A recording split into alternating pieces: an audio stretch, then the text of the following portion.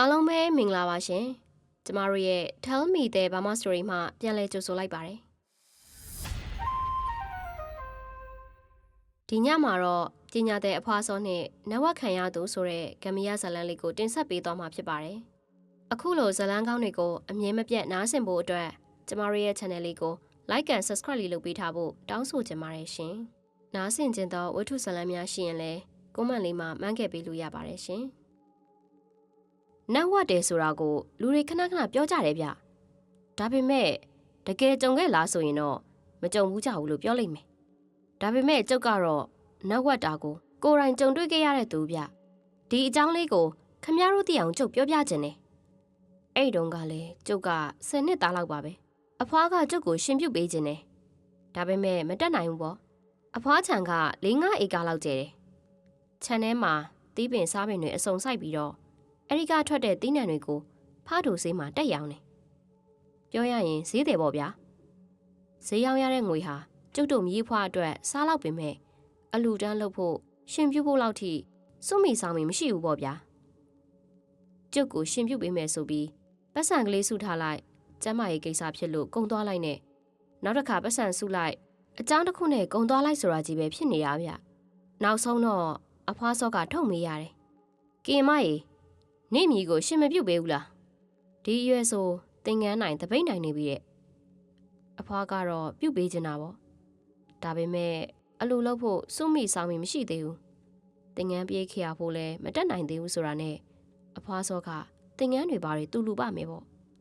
အလိုအတွက်လည်းသူစိုက်ထုတ်ပေးပါမယ်ငလင်းလေးကိုရှင်ပြုတ်ပေးလိုက်ပါလို့ထုတ်ပြောရှာတယ်အဖွားဆိုရင်တော်တော်ပျော်သွားတာဗျကျုပ်ဆိုရင်တော့ဘာပြောကောင်းမလဲအဖွားစောကိုဖက်ဖက်ပြီးနမ်းပစ်လိုက်တာအခုခေတ်ကလေးတွေကတော့ရှင်ပြူတာဘာညာကိုစိတ်ထဲတိတ်ထားမှာတော့မဟုတ်ပေမဲ့ကျုပ်တို့တုန်းကတော့ဒီကောင်ရှင်မပြူရသေးဘူးဆိုရင်မျက်နှာငယ်ရတယ်ဗျယောက်ျားကလေးဆိုရင်ရှင်ပြူပြီးမှထွာလာတယ်လို့ပြောကြတယ်ကျောင်းတက်ရင်ရွယ်လူတွေကြီးပဲတက်ရတာဆိုတော့ကြံတဲ့တငယ်ချင်းတွေကကျုပ်အခုလိုညှက်စိကလေးဖြစ်နေတာရှင်မပြူရသေးလို့ဆိုပြီးဝိုင်းပြောကြတယ်ကျုပ်လည်းဘဲခံချင်ပါလဲဗျာမင်းတို့အသာအနေစမ်းမှာငါရှင်ပြုတ်ရင်မင်းတို့လိုဂုံးဖို့မစီပဲညင်းစီပြီးရှင်လောင်းလှဲ့မှာကွအဲ့လိုပြောပြီးဒီကောင်တွေမခံကြအောင်ပြန်ပြောထည့်ရတယ်အခုတော့အဖွားစောကကျုပ်ကိုရှင်ပြုတ်ပေးမိတယ်ဗျာကျုပ်တို့ဖားတို့ရွာမှာဘုံကြီးကျောင်း9ကျောင်းရှိတယ်နွေရာသီကျောင်းပေးရက်ဆိုရင်အဖွားကကျုပ်ကိုရွှေပြည်အေးဖျားကျောင်းတိုက်လို့ခေါ်တဲ့ဘုံကြီးကျောင်းမှာအပ်ပေးထားတာအဖွားနဲ့ဦးစင်းတွေကလည်းယဉ်နေတယ်ဆိုတော့ပြောရရင်ဘုံကြီးကျောင်းသားလှုပ်ခိုင်းတယ်ပေါ့ဗျာမနက်ခင်းဦးစင်းတွေအာယုံဆုံးစားပြီးလောက်တာနဲ့ကျုပ်တို့လိုចောင်းသားလေးတွေကဖုံရင်ကြောင်သွားတက်ရတာပဲပြီးရင်ဦးစင်းတွေရွာထဲဆုံးခံကြတဲ့အခါလောက်ကင်ကူညီပေးရတယ်ဦးစင်းတွေဆုံးစားပြီးရနဲ့ကြံတဲ့ဆုံးကြံတွေကိုကျုပ်တို့ចောင်းသားလေးတွေပဲစားတော့ကြတယ်ပြီးရင်ဦးစင်းတွေကကျုပ်တို့ကိုဖျားစာတွေတင်ပေးတယ်ကျုပ်ကရှင်းနှစ်ကိုရင်ဝတ်မှာဆိုတော့တင်ငန်းတောင်းတွေဘာတွေကြိုပြီးတင်ပေးထားတယ်ပေါ့ညနေကျရင်တော့ရွာထဲပြန်အိတ်တာကတော့အိမ်မပြန်အိတ်တယ်ပေါ့ကျုပ်လိုចောင်းသားလေးတွေက3-4ယောက်ပဲရှိပါတယ်တရက်တော့ကျုပ်အိတ်ရထားနောက်ကျသွားတယ်ဗျနောက်ကျနေပြီဆိုတာသိသိချင်းပဲမျက်နှာတစ်ပြီးဖုန်းကြီးเจ้าကိုပြေးရတော့တယ်ကျုပ်ရောက်တော့ဦးစင်းတွေကဆုံးခံထွက်ဖို့တောင်ပြင်ဆင်နေကြပြီဒါနဲ့ပဲဦးစင်းတွေနဲ့အတူတူဆုံးခံထွက်ရတယ်တမနက်လုံးဘာမှမစားရသေးတဲ့အပြင်အခုရွာကိုပါပတ်ပြီးဆုံးခံလိုက်ရတယ်ဆိုတော့ဘိုက်ထဲကတကွီကွီနဲ့စတယ်ဗျကျုပ်တို့ရွာတည်နေပုံကလည်းအရှိနဲ့အနောက်ရွာရန်ရှိကြီးဆိုတော့သွားရတာလဲတမျောတခေါ်ကြီးပါပဲအဲ့လိုဆုံးကန်ထွက်ရင်ရွာထဲရောက်တော့ဗိမ်မုတ်တဲ့အတော်ကြီးကကျုပ်ကိုခေါ်ပြီးဗိမ်မုတ်3ခုလှူလိုက်တယ်ဗျဒီလိုလှူတာကိုလဲကျုပ်တယောက်တည်းသိတာဆုံးကန်ထွက်ရင်ဦးစင်းတွေကအရှိကနေအတန်းလိုက်ကြွပြီးအလှခံတယ်ထမင်းတွေဟင်းတွေဂျိုင်းတွေကိုကျုပ်တို့လိုအနောက်ကလိုက်တဲ့ចောင်းသားလေးတွေကလှဲထည့်ပြီးယူရတယ်လောက်တာကိုင်းတာနှေးတဲ့လူနဲ့တွေ့ရင်တော့ចောင်းသားလေးတွေအနောက်မှာပြက်ပြီးကြံနေခဲ့တာဗျနောက်တော့မှဦးစင်းတွေနောက်ကိုပြေးလိုက်ပေါ့အဲ့နေ့ကလည်းအဲ့လိုပဲဗျဦးစင်းတွေနဲ့တခြားចောင်းသားတွေကခက်လန်းလန်းကိုရောက်နေပြီကျုပ်တယောက်ပဲအနောက်မှာပြက်ကြံနေခဲ့တာဗိမုတ်တဲ့ကြီးကလည်းဘာစိတ်ကူးပေါက်တယ်မသိပါဘူးဗျအရှိကဦးစင်းတွေဖြစ်တုံမလို့ပဲကျုပ်ကိုအခုမှလှူတာဗျကျုပ်ကဘိုက်စာနေတဲ့ကောင်ဆိုတော့မတွေးတဲ့အတွေ့တွေးလိုက်မိတယ်ငယ်ကလည်းငယ်သေးတာ哦ဒီဗိမုတ်တွေလှူလိုက်တာကိုဘယ်သူမှမသိဘူးဒီတော့ဘယ်သူမှမပြောပဲ ငါတယောက်တည်းဖွက်စားမယ်ဆိုပြီးတော့ကြွအိမ်နဲ့ထုတ်ထားတဲ့ဘိန်းမုတ်3ချက်ကိုခပုံစားထဲထည့်ပြီးဖွက်ထားလိုက်တယ်ခပုံစားကလည်းကြီးတယ်ဗျစွန်းကန်လိုက်ရင်ပစိုးတူတူဝတ်တာဆိုတော့ခပုံစားကအပေါ်မှာအတော်ထွက်နေတယ်ဘိန်းမုတ်ကလည်းတိတ်မကြီးပါဘူးဗျလက်တဝါးလောက်ရှိတာဆိုတော့ဖွဲ့ရပြူရတာအတော်ပဲဒီလိုနဲ့ဘယ်သူမှမပြောပဲစွန်းကန်ဆက်လိုက်လာခဲ့တယ်ဘိုက်ကလည်းစားခပုံစားတွေကမြေပဲတွေအုံသီးတွေနှမ်းတွေဖြူထားတဲ့ဘိန်းမုတ်ပူပူကိုလည်းတိတ်စားချင်နေတာပေါ့ကျုပ်ဖြင့်ចောင်းကိုသာအမြန်ဆုံးရအောင်ပြန်ပြေးကျင်လိုက်တာဗျာစွန်းကန်ကအပြန်ကြတော့ကျုပ်ကအမောဖြည့်တယ်လို့ဘာလို့နဲ့တခြားចောင်းသားတွေအလစ်မှာတသနာဗိမ္မာန်ကြီးစီကိုထွက်လာခဲ့လိုက်တယ်တသနာဗိမ္မာန်က3တက်ရှိတယ်ဗျဘုန်းကြီးကျောင်းထိပ်မှာစောက်ထားတယ်တော်ရုံတန်ရင်ဆိုရင်တောက်ခတ်ထားတာများတယ်ဗျအလူပွဲတွေဘာတွေရှိမှတသနာဗိမ္မာန်ကိုဖွင့်ပြီးလောက်ကြတာမျိုးကျုပ်တသနာဗိမ္မာန်စီကိုလာခဲ့ရတာကအဲ့ဒီမှာလူရှင်းနေဗျတသနာဗိမ္မာန်အောက်ဆုံးထပ်မှာစောက်လူရည်ပစ္စည်းတွေအလူတွန်းတွေလုံရင်သုံးတဲ့တင်မုံကြီးတွေနဲ့ပစ္စည်းရာတွေထားတယ်ဗျမသိရင်စထိုခန်းလိုပဲမှောင်ကလည်းမှောင်နေတယ်ကျုပ်ကလည်းအကြံသမားဆိုတော့ရေဘူးကလေးတစ်ခုယူပြီးဗိမ္မာန်အောက်ကိုဝင်လာခဲ့တယ်တင်မုံကြီးတွေနားမှာထိုင်လိုက်ရင်ဗိမ္မှုတွေကိုထုတ်စားလိုက်တယ်ငတ်နေလို့လားမသိဘူးစားလို့ကောင်းချက်ပဲဗျာ3ချက်စလုံးစားပြီးရေတဝါတောက်ချလိုက်တာဘိုက်ကိုကားနေရောမောကလည်းမောဘိုက်ကလည်းအင့်သွားပြီဆိုတော့မျက်လုံးလေးကဆင်းလာတယ်ဗျစွန်းစားချိန်မတိုင်ခင်ထိတမေးလောက်တော့မှေးလိုက်အောင်မဲဆိုပြီးမှေးလိုက်မိတယ်ကျုပ်မှေးနေရင်ကျုပ်နားထဲမှာခြေတံတွေကြားနေရတယ်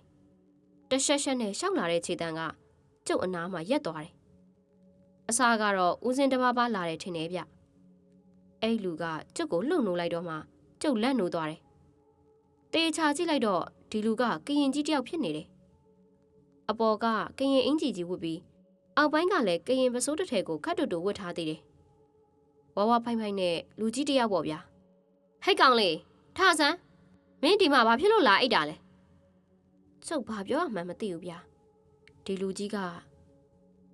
လာငါနဲ့လိုက်ခဲ့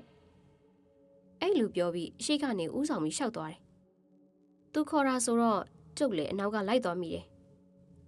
လိုက်သွားရင်နဲ့သာသနာ့ဗိမာန်တွေကနေတော်တော်လန်းလန်းရောက်တော့အရှိမကရင်ရွာကြီးတစ်ရွာကိုတွေ့လိုက်ရတယ်ဗျဘာဖြစ်လို့ကရင်ရွာကိုပြောရတယ်လဲဆိုရင်ရွာထဲမှာစောက်ထားတဲ့အိမ်တွေကကရင်အိမ်ပုံစံတွေကြီးပဲရွာထဲတောလာနေကြတဲ့သူတွေအကုန်လုံးကလည်းကရင်ရိုးရတင်တိုင်းအင်ကြီးတွေပစိုးထမိန်တွေဝတ်လို့ဗျကျုပ်အနောက်ကိုလှည့်ကြည့်လိုက်တော့သာသနာ့ဗိမာန်လည်းမရှိတော့သလိုကျုပ်တို့ရွာကလေးလည်းမရှိတော့ဘူးကျုပ်ဘလို့မှကိုမစင်းစားတတ်တော့ဘူးဗျာဒီအချိန်ထိကရင်ကြီးအနောက်ကိုလိုက်နေမိတော့မယ်ခလန်းလန်းရောက်တော့စမ်းချောင်းကလေးတစ်ခုကိုတွေ့ရတယ်စမ်းချောင်းကလေးကတိတ်မကျဲဘူးဗျရေအနက်ကလည်းခါးလေလောက်ပဲရှိမှာစမ်းချောင်းဟိုဘက်ဒီဘက်ကိုဝါဒတာတစ်ခုထိုးထားတယ်ခြေနှင်းအဖြစ်ဝဘိုးဝါ3လုံးလောက်ကိုတန်းစီပြီးခင်းထားတာဗျဟိုလူကြီးကဝါဒတာကိုဖျက်ချသွားတာနဲ့ကျုပ်လည်းလိုက်ဖြတ်ထည့်လိုက်တယ်တရားကလေးကခဏခနဲ့ဆိုတော့နင်းလိုက်တိုင်းတကျွတ်ကျွတ်နဲ့ဤကျသွားတာလူတကူလုံးတရားဘော်ကပြုတ်ကျသွားမှကြောက်နေရတယ်တရားကိုလည်းဖြတ်ပြီးရောကျုပ်တကူလုံးစောင်းတွင်းကြီးရောက်သွားတယ်လို့ချမ်းစိတ်တက်သွားတယ်ဗျအချိန်ကလည်းညနေဆောင်လို့အချိန်မျိုးဗျတရားကိုကူးပြီးတော့မှကရင်ရွာကြီးကထင်းထင်းရှားရှားကြီးပေါ်လာတာရွာမှာရှိတဲ့လူတွေကလည်းဝက်ကောင်းစားလာတွေဝတ်ပြီးသွားလာနေကြတယ်ကျုပ်ကိုမြင်တော့အထူးဆန်းနဲ့နှုတ်ဆက်ကြတယ်ကျုပ်ကိုခေါ်လာတဲ့ကရင်ကြီးကိုလည်းကျုပ်အကြောင်းတွေမေးတယ်ဗျမေးတာကတော့ကရင်လိုမေးတာကျုပ်ကလည်းကရင်လိုနည်းနည်းပါတတ်တယ်ဆိုတော့သူတို့ဘာတွေပြောသလဲဆိုတာကိုသိနေတယ်ကျုပ်ကိုရွာထဲမှာအိတ်နေတာတွေ့လို့ခေါ်လာခဲ့တာလို့ပြောတယ်ကျုပ်စိတ်ထဲမှာတော့ငါကသာသနာ့ဗိမာန်ထဲမှာအိတ်နေတာပါဘလို့လို့ကရင်ရွာထိပ်ကိုရောက်သွားတာလဲဆိုပြီးအံ့ဩနေမိတယ်ကျုပ်ကရင်လိုတက်တာကအဖွားကြောင့်ဗျအဖွားကကရင်တော့မဟုတ်ဘူးဒါပေမဲ့ဂျပန်ခေတ်မှာငငယ်ရွယ်နဲ့မိဘတွေဆုံးသွားတော့ကရင်မကြီးတယောက်ကအဖွားကိုမွေးစားလိုက်တာဗျအဖွားကအရက်ပူပူအသားဖြူဖြူနဲ့ဆိုတော့ကရင်မနဲ့တူတယ်အဖွားကိုရွာကလူတွေကမကရင်မလို့ပဲခေါ်ကြတာများတယ်ကျုပ်ကအဖေအမေထက်ဆိုင်အဖွားလက်ပေါ်မှာပဲကြီးပြင်းလာခဲ့ရတဲ့လူဆိုတော့အဖွားပြောတဲ့ကရင်စကားတွေကြားရင်တော်တော်တန်တန်ပြောတတ်တယ်နားလေတာကတော့လုံးစိတ်ပတ်စိတ်နားလေတယ်ပေါ့ဗျာအခုလေကရင်ကြီးတွေကကရင်လူပြောနေကြတာကိုကျုပ်အကုန်နားလည်နေတယ်သူတို့အပြောရဆိုရင်ရွာမှာပျော်ဝဲရှင်ဝဲတစ်ခုလုပ်နေကြတယ်ဆိုပဲဟုတ်တော့ဟုတ်လောက်တယ် ဒါကြောင့်လဲရွာသူရွာသားတွေကဝေကောင်းစားလာတွေဝတ်ပြီးရွာလေကိုသွားနေကြတာပေါ့ကျုပ်ကိုလည်းကရင်ကြီးကရွာလေကိုခေါ်သွားတယ်သူပြောတာကသခင်မဆိုလားအရှင်မဆိုလားအဲ့ဒါတော့တွေ့ပြီးမယ်တဲ့ဗျာကရင်ဝတ်ဆောင်ဝတ်ထားပေမဲ့ကျုပ်တို့မြင်ဘူးသလိုပန်းပွားတွေဘာတွေနဲ့လှလှပပတော့မဟုတ်ဘူးဗျအများအဖြင့်အနီအနက်အစင်းတွေကြက်သွေးရောင်အစင်းတွေနဲ့အင်ကြီးရိုးရိုးတွေဝတ်ထားကြတယ်မိန်းကလေးတွေကရွှေတယ်တွေတိတ်မဝတ်ပဲငွေနဲ့လှုပ်ထားတဲ့အထည်တွေကြေးနဲ့လှုပ်ထားတဲ့အထည်တွေကိုဝတ်ထားကြတယ်ရွာကြီးကတော်တော်ကြီးကြီးပဲဗျမြို့ကလေးနေပါဖြစ်နေတဲ့ကျုပ်တို့ရွာထက်တောင်မှပိုကြီးသေးတယ်ထင်တယ်ရွာလေလမ်းအတိုင်းလျှောက်လာရင်တဖြည်းဖြည်းနဲ့လူကပိုများလာတယ်ရွာလေအနားရောက်တော့ကြောက်သားနဲ့ထုထားတဲ့ကျွဲရုပ်ကြီးနှစ်ရုပ်ကလမ်းဘေးဝဲရမှာရှိနေတယ်ကျွဲရုပ်ကြီးတွေကအသက်ဝင်လိုက်တာဗျကျုပ်ဝုန်းကနေလှမ်းမြင်လိုက်တော့ကတကယ်ကျွဲကြီးတွေလို့ထင်နေမိတာဗျကြီးတာကတော့အိမ်တစ်လုံးစာလောက်ရှိတယ်ကျုပ်ကတော့ခလေးပီပီဒီရွာကိုကျွဲနှက်ကောင်ရွာလို့စိတ်ထဲကနေနာမည်ပေးလိုက်မိတာဗျကျွဲရုပ်ကြီးတွေဖြတ်သွားတဲ့အခါကွင်းမြင့်ကျဲကြီးတစ်ခုစီကိုရောက်သွားတယ်အဲ့ဒီကွင်းမြင့်ကြီးထဲမှာလူတွေကိုမနှဲဘူးပြုတ်ကွင်းအလယ်မှာမီးပုံကြီးတစ်ပုံရှိတယ်မီးပုံကြီးကလည်းကြီးလိုက်တာအင်ကြီးတစ်လုံးနီးပါးရှိတယ်ဗျမီးပုံဘေးနားမှာအဖြူရောင်ဝတ်တွေဝတ်ထားတဲ့မိန်းကလေးတွေကကားခုန်နေကြတယ်ဆိုင်းတွေပုံတွေတီးတန်ကလည်းညံနေတာပဲပြုတ်လူတွေကြားတဲ့ကျုပ်ကိုခေါ်သွားရင်းနဲ့နောက်ဆုံးမီးပုံကြီးရဲ့မြောက်ဖက်လောက်မှာရှိတဲ့တဲနန်းကြီးတစ်ခုထဲကိုခေါ်သွားပါလေရောတဲနန်းကြီးကိုဝက်ဂက်တွေနဲ့ကထားတယ်တချို့နေရာမှာငပြောပင်တွေကိုအပင်လိုက်စိုက်ထားတယ်ငပြောပင်တွေကအသီးတွေခိုင်နေနေဗျတနေရာမှာတော့ကြံပင်တွေကိုခြံစည်းရိုးကြီးဖြစ်အောင်စိုက်ထားသေးတယ်အဲ့ဒါတွေဖြတ်ပြီးတော့တဲဖြူဖြူတွေခင်းထားတဲ့ကွင်းပြင်လိုဟာကြီးတွေရောက်သွားတယ်အဲ့ဒီမှာတစ်သားတွေနဲ့နန်းတော်ပုံစံအသေးစားဆောက်ထားပြီးအရှိဘက်မှာမိန်းကလေးတွေထိုင်နေကြတယ်တလန်းလုံးလျှောက်လာတဲ့ကရင်ကြီးကမိန်းကလေးတွေရှေ့ရောက်မှရက်သွားတော့တယ်တင်တိုင်းအင်ကြီးဖြူကြီးဝတ်ထားပြီးခေါင်းမှာငွေနဲ့လှုပ်ထားတဲ့တရဖူလိုလိုချွန်ချွန်တက်တက်အရာကြီးစောင်းထားတဲ့မိန်းကလေးတယောက်ရဲ့အရှိမှာကရင်ကြီးကဒူးထောက်ပြီးထိုင်ချလိုက်တယ်အဲ့ဒါအရှင်မဆိုတာပဲဖြစ်မယ်ကရင်ကြီးကကျုပ်ကိုတွေ့တဲ့အကြောင်းရိုးရိုးသေးသေးကိုပြောနေတာဗျအဲ့ဒါအရှင်မကကျုပ်ကိုလှမ်းကြည့်ပြီးအံ့ဩနေတယ်သူ့ကိုဘလို့တွေ့တာလဲရွာထိပ်မှာအိတ်နေတာတွေ့လို့ခေါ်လာခဲ့တာပါရှင်မသူကဒုံးနဲ့မအပ်ဆက်ပါဘူးဘလို့ဖြစ်လို့တွေ့တဲ့လူကိုခေါ်လာရတာလဲ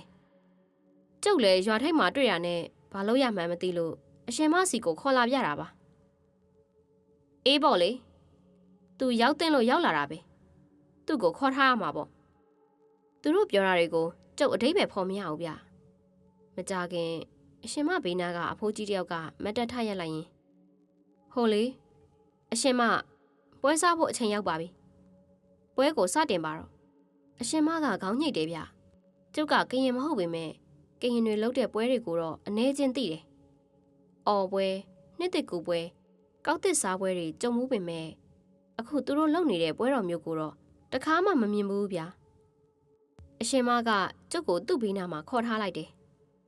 အရှင်မတို့သာခေါ်ပေမဲ့သူ့အသက်ကအလွန်ဆုံးရှိလှ20-25လောက်ပဲချောတာကတော့တော်တော်ချောချောပဲဗျအသားရည်ကလည်းဝင်းအိနေတာပဲထထမိုးတို့နနာလိုင်တို့လှတယ်ဆိုတာဒီအရှင်မကိုဘယ်မှမလဲဗျနတ်မောင်နေတဲ့သပင်ကြီးတွေကဒူးကောက်ကွေးလောက်ရှိမယ်ထင်တယ်အဲ့တုန်းကကျုပ်ကကလေးဆိုတော့ဘာသိမှလဲဗျဒီအမကြီးတော်တော်လှတယ်ပေါ့ကျုပ်တခုထူးဆန်းနေတာရှိတယ်အဲ့ဒါကတော့ဒီအမကြီးကအသက်ငယ်ပေမဲ့သူ့အနာကလူတွေကြည့်လိုက်ရင်အဖိုးကြီးအဖွားကြီးတွေကြီးပဲဒီအဖိုးကြီးဖွားကြီးတွေကဒီအရှင်မကိုရိုးရိုးသေးသေးဆက်ဆံကြတယ်တချို့ဆိုရင်လက်အုပ်တွေဘာတွေချီနေသေးတယ်ပွဲစားမယ်လဲဆိုရော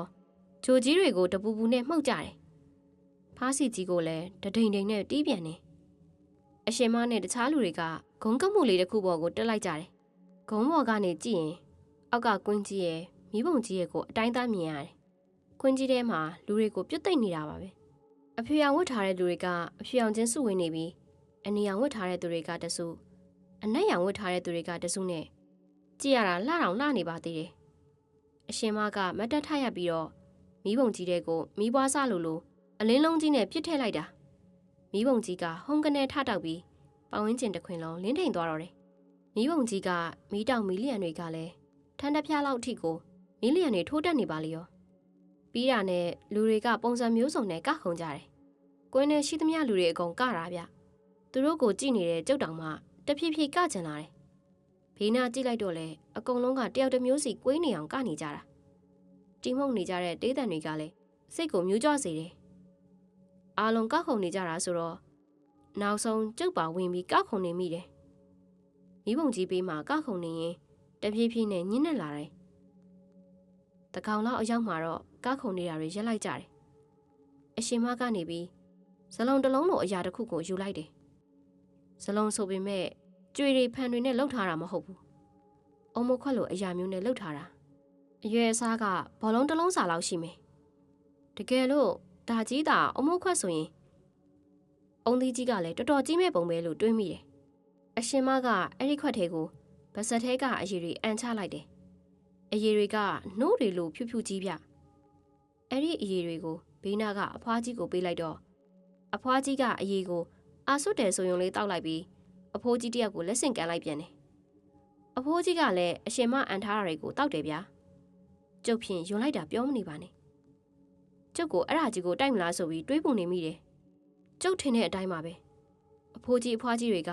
ဒီခွက်ထဲကအန်ဘတ်တွေကိုတောက်ပြီးတော့ကျုပ်စီကိုလှမ်းပေးတယ်ကျုပ်လည်းကတုံကရင်နဲ့ယူလိုက်တယ်ဗျခွက်ထဲကိုငုတ်ကြည့်လိုက်တော့ခုနကအန်ဘတ်ဖြူဖြူတွေကြားထဲမှာခရုခွန်တွေလိုဟာတွေလူမျက်လုံးလိုမျက်လုံးကြီးတွေလည်းပါတယ်ကြည့်လိုက်တာနဲ့အန်ချင်စရာကြီးဗျအရှင်မကကျုပ်ကိုအဲ့ဒီအရေးတွေကိုမောတောက်ဖို့ပြောတယ်ကျုပ်တွန်းဆောင်နေတဲ့အချိန်ကျုပ်ကိုခေါ်လာတဲ့ကရင်ကြီးကတကောက်ကြီးတစ်လက်ကိုဆွဲထုတ်ပြီးကျုပ်စပိုးနာမှာအသင့်ထောက်ထားလိုက်ပါလေရောဒါကိုမတော့ရင်ဓာတ်နဲ့ခုတ်မယ်ဆိုတဲ့သဘောမျိုးဗျကျုပ်လည်းလူပဲဗျကိုသိမာတော့ကြောက်တာပဲကရင်ကြီးရဲ့ဓာတ်ကိုတစ်ချက်လှည့်ကြည့်ရင်ဒီဟာတွေကိုသူတို့တောက်တယ်လို့အာဆွယုံကလေးတောက်လိုက်မယ်ဆိုပြီးတွေးလိုက်မိတယ်ခွက်ကိုပါဇက်နာကလိုက်တဲ့အချိန်မှာ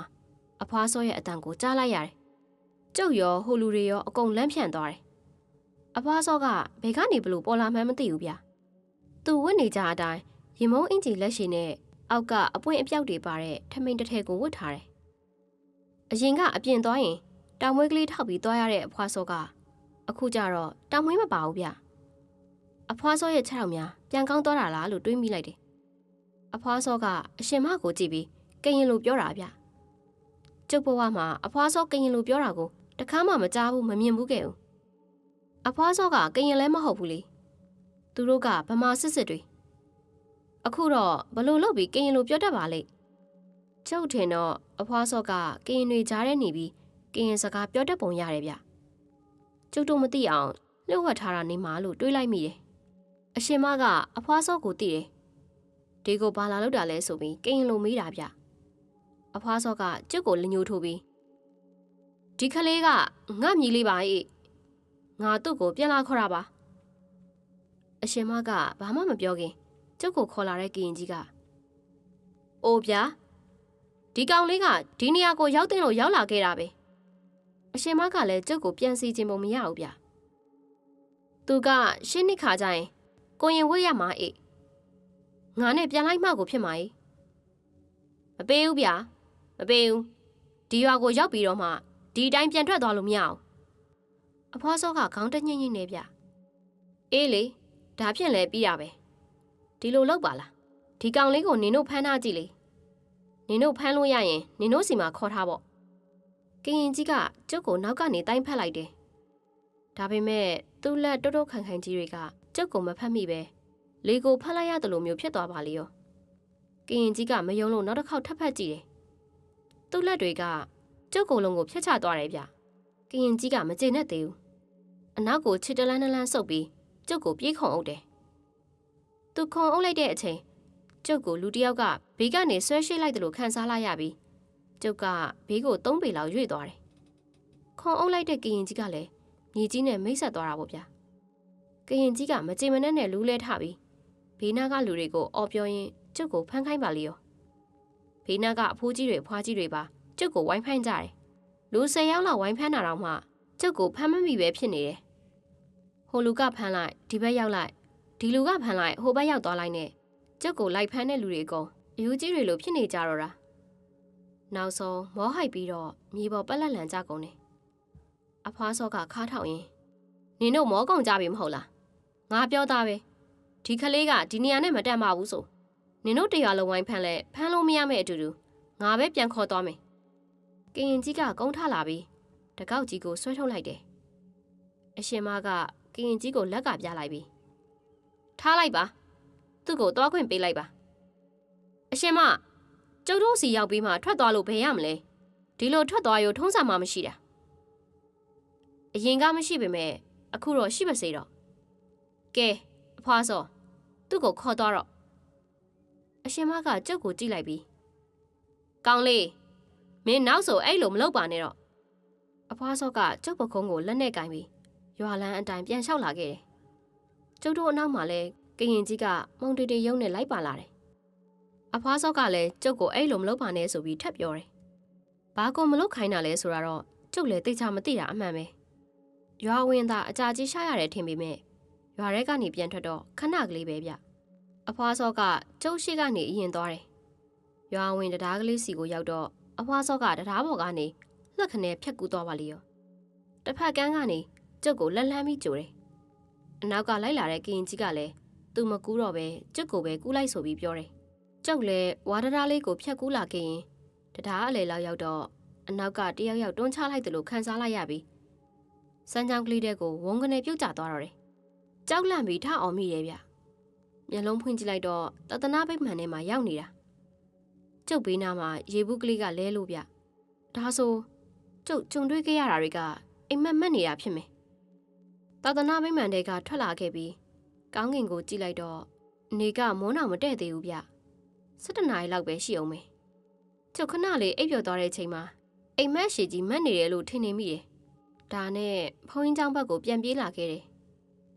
တပြက်စီးလဲနေတဲ့ဦးစင်းတယောက်ကကျုပ်ကိုတွေ့တော့လန့်သွားတယ်ဟဲ့ကောင်ငလင်းမင်းဘယ်ရေလျှောက်သွားနေရလဲကွဦးစင်းကဒေါသတကြီးနဲ့អော်တာဗျကျုပ်ဖြင့်ဦးစင်းဒီလောက်ဒေါသထွက်သွားလိမ့်မယ်လို့မထင်မိဘူးကျောင်းကိုလှူလိုက်တဲ့ဗိမ်မုတ်တွေကိုခိုးစားတာတိသွားလို့များဆူတာလားပေါ့တပည့်တော်ဘယ်မှမသွားပါဘူးဗျစွန်းကန်ပြန်လာရင်မောရာနဲ့တသနာပိမှန်အောင်မှာသွားအိတ်နေတာပါမင်းဘာတွေလျှောက်ပြောနေရလဲကွမင်းပြောက်နေတာ3 ရက်ကျော်နေပြီဆိုတာမင်းသိရလားဦးစင်းပြောတာကျုပ်ဖြင့်ယုံတော့မယုံနိုင်ဘူးဗျဦးစင်းကကျောင်းဘက်ကိုလှည့်ပြီးငလင်းဒီမှာဟေ့လို့អော်လိုက်တော့မှကျောင်းပေါ်ကဦးစင်းတွေကိုရင်တွေနဲ့ကျုပ်လိုကျောင်းသားတွေပြေးဆင်းလာကြတယ်ကျောင်းသားလေးတယောက်ကတော့ရွာထဲပြေးထွက်သွားတယ်ဗျသူတို့ကကျုပ်ကိုတယောက်တစ်ပေါက်နဲ့ဝိုင်းမိကြတယ်တကယ်ပဲကျုပ်ပြောက်သွားတာ3 ရက်ရှိပြီဆိုပဲကျုပ်ကတော့ဗိမ်မှုတွေစားပြီးခဏလေးအိတ်လိုက်တာပါ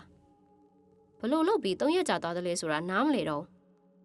မကြခင်အဖွားကကျောင်းထဲကိုပြေးဝင်လာတယ်ကျုပ်ကိုတွေ့တာနဲ့ဖက်ပြီးငိုတော့တယ်သူတို့ပြန်ပြောတာကတော့ကျုပ်ကိုရှာတာနှက်နေပြီဆိုပဲတကြောင်လုံးလှည့်ပတ်ရှာပြီးသလိုတရွာလုံးလည်းနှက်နေပြီရွာနီးချုပ်ဆက်ကစမ်းချောင်းတွေရေကန်တွေထဲလဲရှာပြီးပြီဆိုပဲနောက်ဆုံးဘလို့မှမတွေ့တော့တာနဲ့လက်လျှော့လိုက်ရတာတဲ့အဖွားကနက်ကြော်မိအောင်ကိုတောင်သွားမေးသေးတယ်တဲ့နက်ကြော်ပြောတာကဘုန်းကြီးကျောင်းရဲ့အရှိတ်ဘက်ရက်မှာရှိတယ်လို့ပြောတယ်နောက်ဆုံးကြံရမရတော့လို့အဖွားစောကိုတော့ပြောပြတော့မှအဖွားစောကဘာမှမဖြစ်ပါဘူးပြန်တွေ့မှာပါလို့ပြောတယ်ဆိုပဲကျုပ်ဖြင့်ဒီအဖြစ်ကိုမတွေးတတ်မိအောင်ပါပဲနောက်ဆုံးရက်ရွာလူကြီးတွေအရှိမကျုပ်တွေးကြုံခဲ့ရတဲ့အဖြစ်တွေကိုအကုန်စင်အောင်ပြောပြရတယ်လူကြီးတွေပြောတာကတော့ကျုပ်ကိုနှက်ဖွက်တာတယ်ဗျာတချို့ကလည်းအတူရကေရွာအပေရွာကြီးကိုရောက်သွားတာလို့ပြောကြတယ်ကျုပ်ကတော့တမင်းအိပ်ပြီးအိမ်မက်မက်နေတာပဲလို့ထင်တာဗျအဖွားကကျုပ်ကိုဆုံးမတယ်နောက်ဆိုရင်ဆရာတော်တန်ဃာတော်တွေကိုရီမန်းပြီးလှူရမ်းလိုက်တဲ့အစားအစာတွေကိုအဲ့လိုခိုးဝက်ပြီးဦးဖြတ်ဖြတ်မစားဖို့နဲ့စားကျင်ရင်တောင်မှဦးစင်းတွေကိုပြောပြီးဦးစင်းတွေဆုံးမစားဖို့ပေါ့ဗျာကျုပ်ပြန်စဉ်းစားမိတော့မှကျွန်းနဲ့ကောင်ရွာကအရှင်မပြောလိုက်တာလဲဒါဖြစ်မယ်ဗျကျုပ်ကိုနောက်ဒါမျိုးမလုံးနဲ့ဆိုပြီးမှားလိုက်တယ်မဟုတ်လားတကယ်လို့သာကျုပ်ကနတ်ဖွက်ခံရတာအတူရခေရွာကိုရောက်သွားတာမှန်ခဲ့ရင်ကျုပ်ဒီဘက်လောကကိုပြန်ရောက်လာတာအဖွားစောကယ်လို့ဗျကျုပ်မြင်တဲ့အတိုင်းအဖွားကိုပြောပြပေမဲ့အဖွားတောင်မှမယုံဘူးဗျဘယ်လိုလုပ်ဖြစ်နိုင်မှာလဲတဲ့အစောကသူ့အိမ်မှာသူနေနေတာဘယ်လိုလုပ်ပြီးအဲ့ဒီကိုရောက်သွားမှလဲတဲ့ဗျဘသူဘာပြောပြောကျုပ်ကတော့ယုံပါတယ်အဖွားစောကကျုပ်ကိုကယ်တင်ခဲ့တာအဲ့ဒါကတော့ကျုပ်ဘဝမှာတကယ်ဖြစ်ခဲ့မှုတဲ့အဖြစ်မှန်တစ်ခုပါပဲဒီအကြောင်းတွေပြန်တွေ့တိုင်းအခုထိမနေ့တနေ့ကအဖြစ်ပြက်တွေလို့ခန်းစားနေရတော့မှာပဲဒါကလည်းအဖွားစောနဲ့ပတ်သက်တဲ့အမတ်တရတွေအများကြီးတဲ့ကတခုဆိုပါတော့ဗျာ ဒီညမှာတော့ပညာတဲ့အဖွားစောနဲ့နဝခံရသူဆိုတဲ့ဂမီယာဇလန်လေးကိုဒီမှာရနာခွင့်ပြုပါရှင်နောက်ထပ်လာမယ့်ဇလန်ထဲမှာလည်းဖွားစောတရားဘလို့တွေပြဿနာတွေကြုံပြီးဘလို့တွေဖြေရှင်းမလဲဆိုတာကိုဆက်လက်နားဆင်ပေးပါအောင်ရှင်ဆက်လက်နားဆင်နိုင်ရန်အတွက်ကျမတို့ရဲ့ channel လေးကို like and subscribe လေးလုပ်ပေးထားဖို့တောင်းဆိုချင်ပါတယ်ရှင်နားထောင်သူပရိသတ်များအားလုံးကိုစိတ်နှပြရှင်လန်းချမ်းမြေ့ကြပါစေရှင်ကျမကတော့စာဖတ်သူပန်းခက်ဖြစ်ပါတယ်ရှင်